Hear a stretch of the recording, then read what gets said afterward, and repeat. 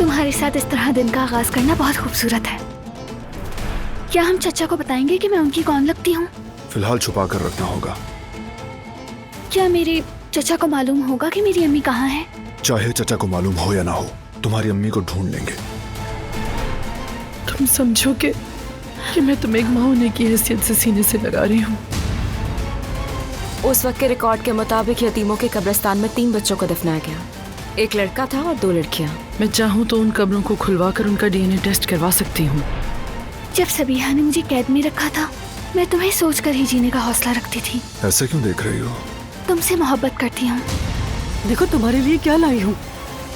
ये तो वही लॉकेट है